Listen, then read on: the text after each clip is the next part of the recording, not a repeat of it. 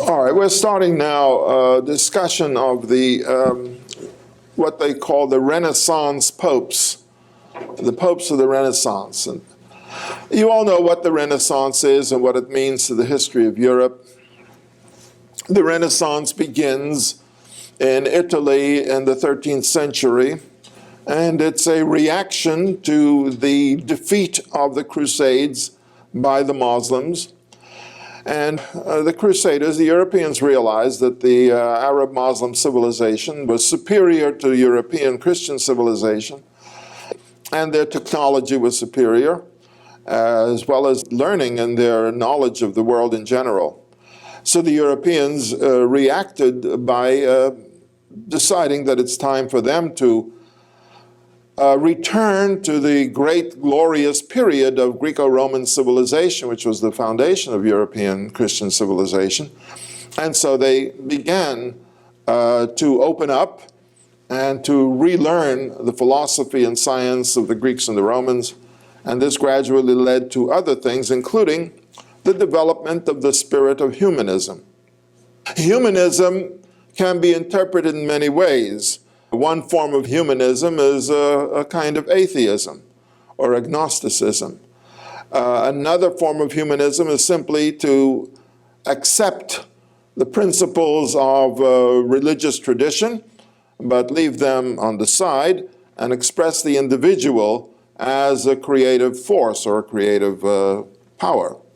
And this is expressed and evident in the creations of the Renaissance, including the earliest artistic works, where no longer did artists simply make beautiful paintings and mosaics for the greater glory of God and leave themselves anonymous, as most of the great medieval artists did. But now the artists are beginning to express themselves and to sign their names and to say, in effect, I am a creator and I am one who conceives these ideas and innovates and creates. And this is the beginning of the expression of the period of the Renaissance. But the Renaissance also led to other expressions, and one of them was a kind of contempt for certain principles that were always accepted as the legitimate role of religious life. And there again, we have this conflict between the religious attitude, which speaks in terms of faith in God and purity of the individual, and the opposition, which says, in effect, as an individual, I express myself. Oh yes, I'll go to church and I'll pray and I'll perform the rituals, but I still am my own person. And this leads to not only a certain degree, a large degree of freedom, but also to excess. And this is expressed in we call the popes of the Renaissance, where they, on the one hand, tried to use and employ the talents of the great artists of the period, which they did, and very effectively. Also, on the other hand, to express themselves as individuals with total disregard for norms and what we might call laws or traditions and customs of morality and so on. So quite a number of the popes of the medieval period defied the laws which the church had imposed upon itself, the law of celibacy of the clergy, and cardinals and bishops and popes had wives or mistresses and had children, and some of whom were they appointed to high positions in the church. By the way, the Roman Catholic Church adopted the principle of celibacy of all the clergy in the 10th century, and they adopted it as a curb on the corruption in the church. Many of the priests, and especially bishops, bishops were not only what we would call hierarchy in the religion, but bishops had a temporal power. That is, they ruled over their cities, they ruled over their communities. And if a bishop was bishop over, let's say, the city of Valencia in Spain, it was also the entire country surrounding Valencia. The bishop of any one of these centers of population were people of power. And not only that, but they accumulated large sums of money and large properties. They would then confer these and give them an inheritance to their children. It came to the point where the religious orders who were puritanical began to denounce the church for these practices, and in order to try to change it, they said we have to impose the vow of celibacy upon all the clergy. Now, the vows of celibacy are standard for the religious orders. In other words, if a man becomes a monk, a woman becomes a member of a religious order, a nun, they take the 3 vows of chastity, poverty, and obedience. So poverty obviously means I don't own anything, everything I have belongs to the order. Obedience to the superior, and chastity means no sex relations, no marriage.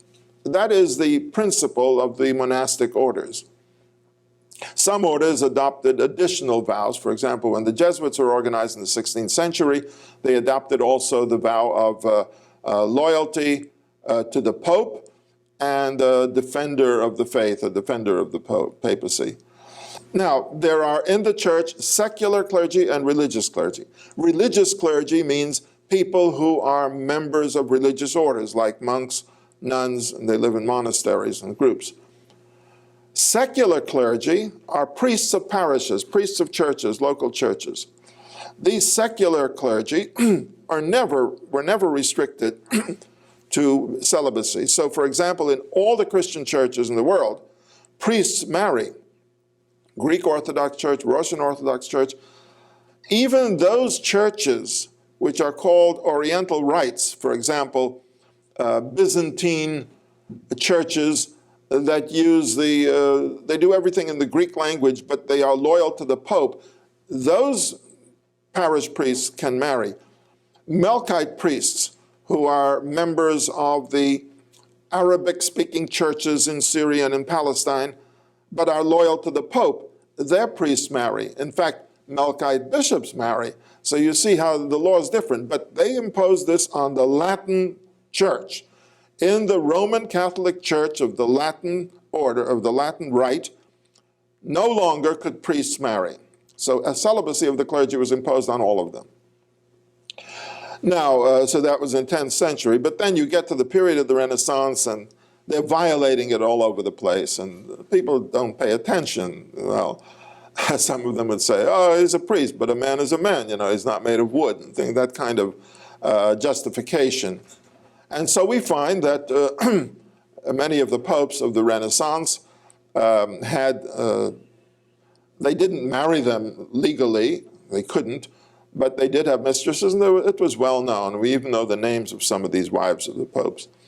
And this is what we find. But on the other hand, these popes were, they were very creative, and they were very strong, and they did a lot for the building up of Rome. And one of the great features of the Renaissance popes is that they created the great and glorious Rome, which is the product of the Renaissance.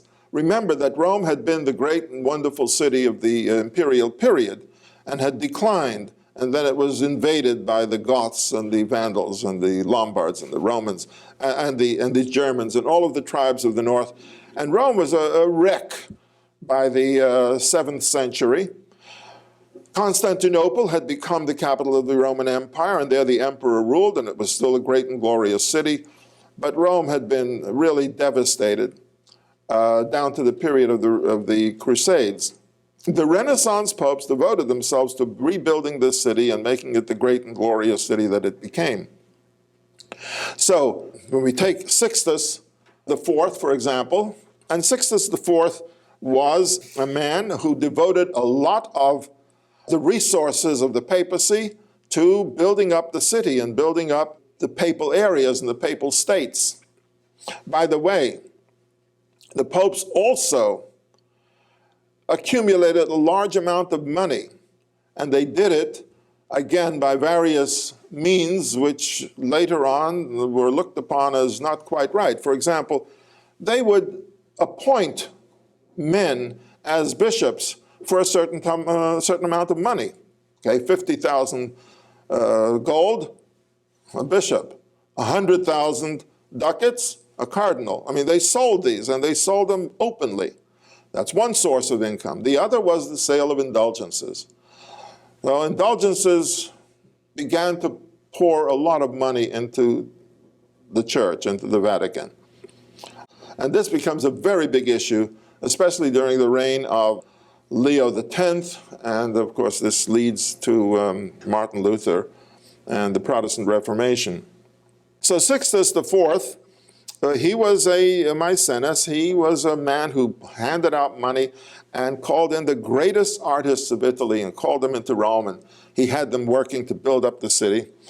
But he was also, like many of the Renaissance popes, one who, sold and handed out what they called benefices, any kind of position where the man could become the ruler of an area in the form of a bishop or a cardinal, and then becomes a source of money flowing into the Vatican as well. Pope Sixtus IV is also remembered for two great achievements. He had built the Sistine Chapel. The Sistine Chapel, namely the chapel built by Sixtus IV, became a very important chapel of the Vatican. Later on, of course, it was made glorious under the reign of Julius II.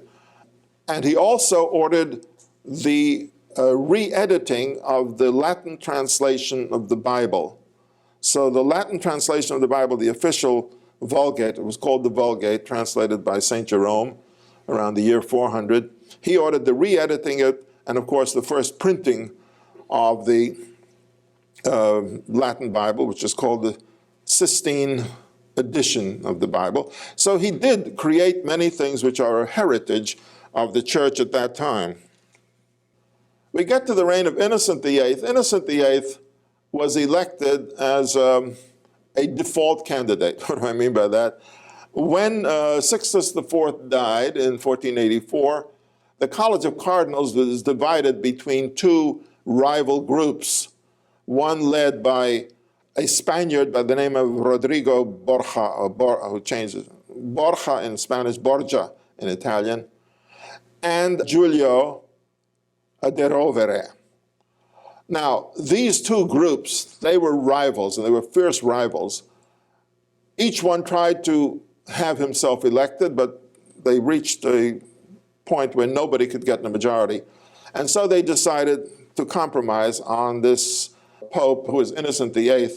Innocent VIII, as his name indicates, was really innocent in the sense that he never really achieved anything except, and he was a weakling, except that he managed to get members of his family appointed to high position, and a lot of other instances of corruption were taking place during his reign, but he didn't last too long, and he was not very strong as a personality. Yes? What was the genesis of such names? Well, these names are chosen when the man is elected and he is chosen to be pope, and then they tell him that he was chosen, and usually he's supposed to say, nolo episcopato, which is, I really don't want to be the pope. And they say, oh, no, but you were elected, so you will. And he says, okay, if you force me, I'll take it. And then they say, and who are you, or what is your name? And then he chooses the name. And he chooses it depending on many, he may say, I had great respect for Innocent the Third, because he was so great, and so I'll take my name, and I'm innocent, but now I'm Innocent VIII, that's okay. And there are various reasons. For example, when John Paul I was elected in 1978, and they asked him his name, well, to him this was a shock, a surprise. So Pope John was his predecessor. John the 23rd was so great. And then the predecessor of John the 23rd was Paul VI. He decided to take both names. So he said, oh, I'm John Paul. This was the first time that he combined two names. So he was John Paul I. And then when he died after 32 days, then Cardinal Wojtyła, who was also surprised at the election. So he said, okay, I'm John Paul II, continuing. It's a matter of choice. Now, when we get to Pope John the 23rd, who was elected in 1978, there you'll listen to exciting and explosive things that happened at the time and why. But is the word innocent significant? No, it's a name. It's a name. It doesn't mean he's innocent. It doesn't have, it's simply an old Latin name. And that's it. And Pope Innocent III was the least innocent of the popes in terms of the meaning of the word. And Pope Innocent III, as I indicated, was the most powerful imperial pope in history. Now, so Innocent VIII then served his time, and when he died in 1492, there was a conclave of cardinals, and Rodrigo Borgia was elected, and he chose the name of Alexander VI. Okay, 1492 is an interesting date for two reasons. Famous date. 1492, yeah, okay. The expulsion of the Jews from Spain. That was a very great and terrible event in the history of the Jews. The other thing is 1492, Columbus discovered America. Let's get to that point for a moment. Let me ask you a question.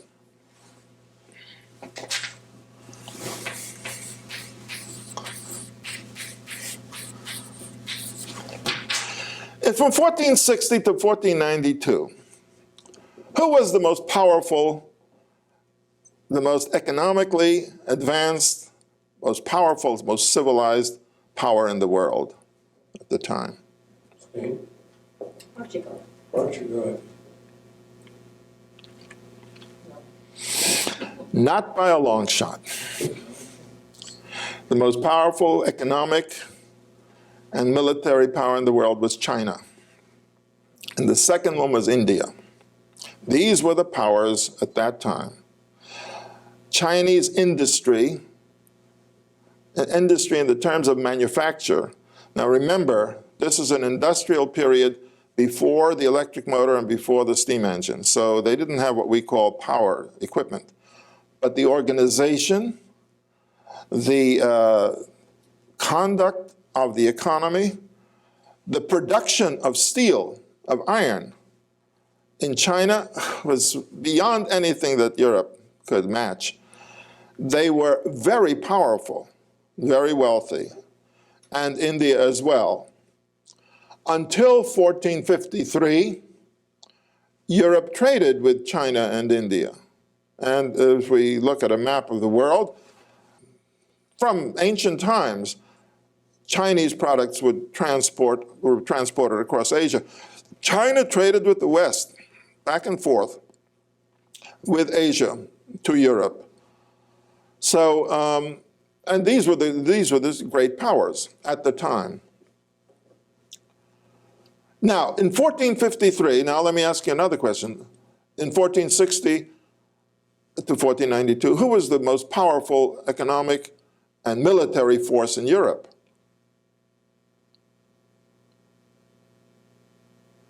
It was Turkey, the Turkish Empire. Turkey was the most powerful force in Europe. Turks in 1453 conquered Constantinople, put an end to the Roman Empire. In their conquest of Constantinople, and before they conquered Constantinople, they already had conquered a good part of Greece and Bulgaria and the whole Balkan Peninsula, which is Yugoslavia and all that's in it, and Greece.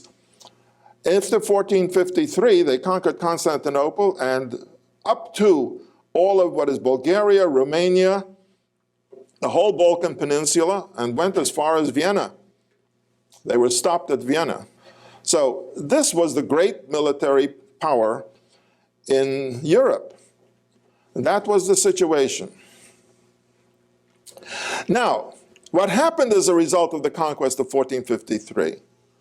The Turkish Empire now interposed itself between Europe and Asia. It was now between Europe and Asia. No more. No trade routes. That's when the age of exploration starts. The Western Europeans are saying, we've got to get to trade with China and India. It was essential to the European economy. And so they began to make plans. How do we get there? Well, there's only one way to get there, and that's we'll have to sail around Africa and get to India and China. So the Portuguese, now notice the Portuguese are an Atlantic power. Spain is a Mediterranean power. The Portuguese began to build a fleet, and the cousin, the brother of the King of Portugal, was Henry the Navigator. He started to build a fleet, a large fleet, and set up a blockade. In other words, once the Portuguese had their fleet going, and it was well advanced, they were going to sail south around Africa. They also were preventing anybody else from doing it. So now, what are the rest of the European powers? Well, first of all, many of them were simply too weak to get into that business. Spain wanted to, but the Spaniards knew they could never get past the blockade. So now you have this. No, they simply, their ships were outside of Portugal, and they blockaded the Strait of Gibraltar. The Spaniards couldn't get out, but they also could stop the English and the French, who were much weaker anyway in terms of fleet, in terms of maritime power. So they blockaded the Spaniards. What about the Chinese? Well, you know, there was a Chinese admiral, and he was in very good terms with the emperor. He said to the emperor, you know, we'll have to get to those Europeans, those Westerners. So I'll sail around and build up our trade by sea. Now, when we examine the fleets of Portugal and Spain, and take an example, Columbus's 3 ships. Columbus's large ship, Santa Maria, was about 80, 90 feet in length. This Chinese admiral had a ship which was 500 feet in length. But it was only one of thousands in his fleet. The Chinese fleet numbered hundreds of vessels, 28 to 30,000 sailors. It was, in terms of size, in terms of power, in terms of personnel, larger than anything that Europe could get together at that time. In 1492, or shortly before that, he had planned to take this fleet and sail around the Indian Ocean, across the Indian Ocean, around Africa and up to Europe. And then something happened in China. Now, imagine what would have happened had the Chinese gone through with that expedition. We would have been under the control of China beginning in the 15th century. We'd be under the control of China. It took them a few hundred years, but they'll get there later. The point is that they would have taken over Europe, no problem. But a revolution took place in China. And the revolution was between those who were willing to go along with this conquest and the others who were devoted Confucianists and said, in effect, we mustn't do anything like this. Confucius, the family, the father, the king, the emperor, everything has to be in order, you can't do things like this. There has to be a stability and an elevation of society in many ways. This kind of expedition is simply against the tradition, which you could say was a religious tradition. The revolution in China actually blocked the whole thing. They stopped it. They said no. So this admiral went as far as Africa, came back to China, and they said no more, no long expeditions. Besides, they had another attitude. Their attitude was interesting. They said, look, we are the center of the world. They call themselves the Middle Kingdom. We are the civilized world. We have savages out there in the West. They meant the Europeans, the Christians, and savages out there in Japan. This was China. And they felt that this civilization was too precious to be contaminated. It had to be preserved. They stopped it. All right, now we have then Europe. What did the Chinese want to do? They wanted to reestablish trade relations with Europe because a lot of Chinese were making money on this trade. This was their business. This was their commercial opportunity, their prosperity. The Europeans were desperate to reestablish trade with China because this was also important to them. That's why the Europeans started. So the Portuguese started to build this fleet. Along comes Christopher Columbus, and he speaks to Ferdinand and Isabella and talks about sailing to India, going west. Everybody tells him he's crazy because the Earth is 25,000 miles in diameter, and the circumference from Spain to China is 12,000 miles. It's an ocean voyage. You'll never make it. It's not worth it. It's a pointless operation. And this was his frustration. But he felt that he could reach India by sailing west. But you see, there are many other things that are complicated here. You have in Spain the growing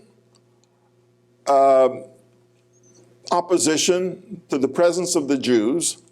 You have the church in Spain becoming violent in its anti-Jewish policy.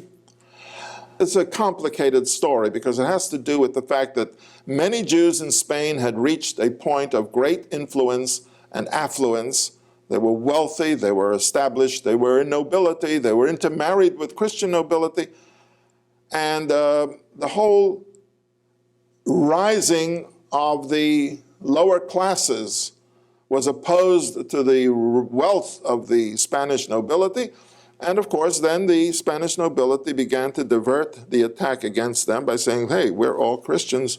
These people are Christ killers, go against them. And so the social revolution, which was led by the priests and the monks of the monasteries against the aristocracy, now was diverted against the Jews.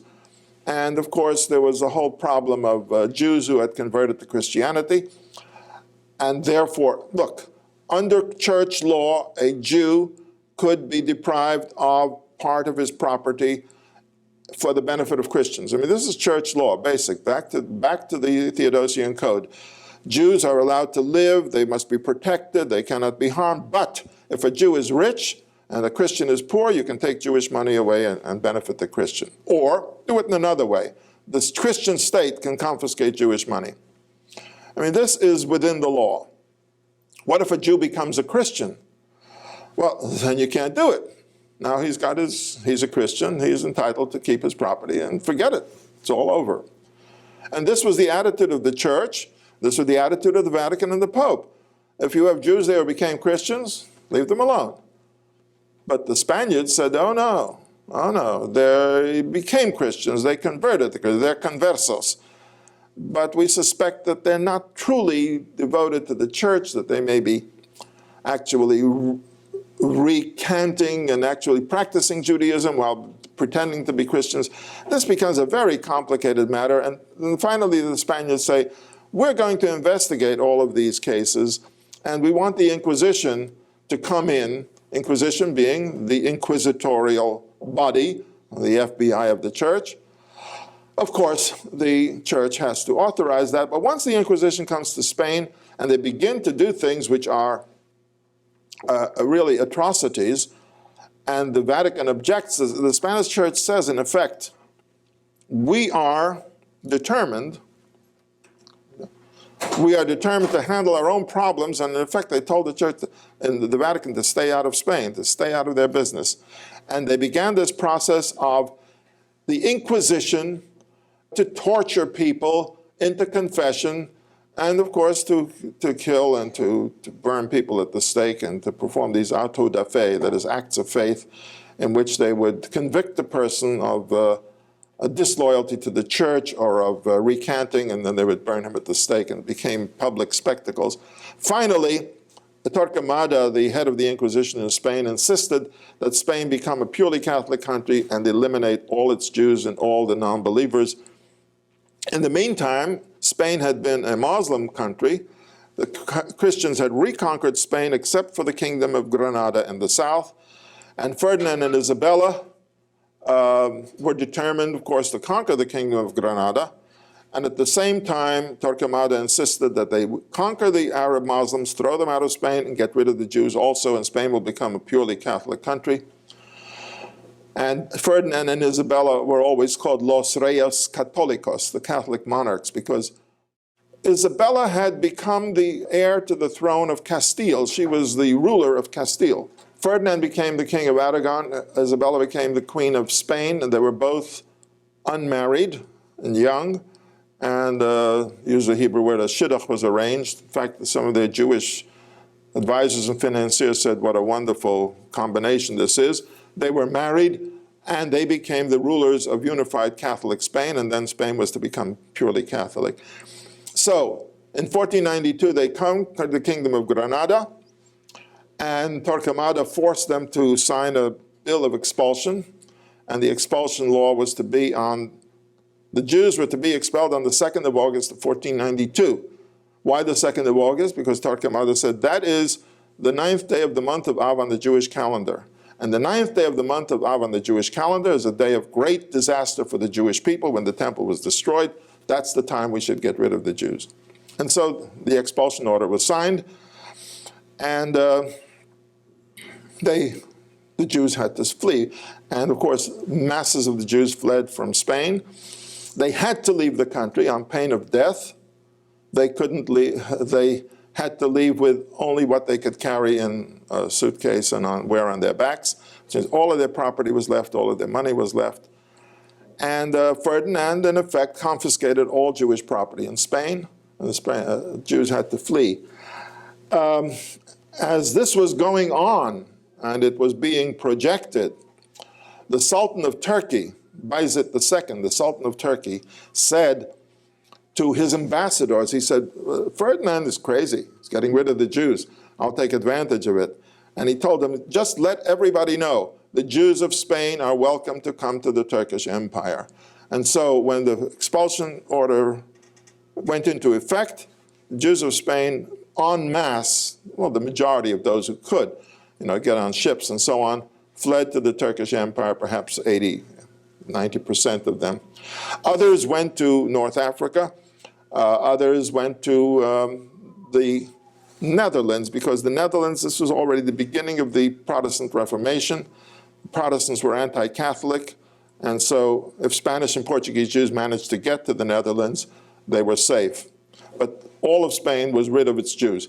That is, of all the Jews they could identify, there were still Jews who remained in Spain, who presumed to be Catholics but retained their Judaism, and this is another story. What we know is that those who sailed, they finally went to the Turkish Empire. They settled in the large cities in Constantinople, Adrianople, Salonika in Greece, which was a great seaport in Europe for the Turkish Empire, Izmir on the Aegean Sea, all the important cities in the Turkish Empire.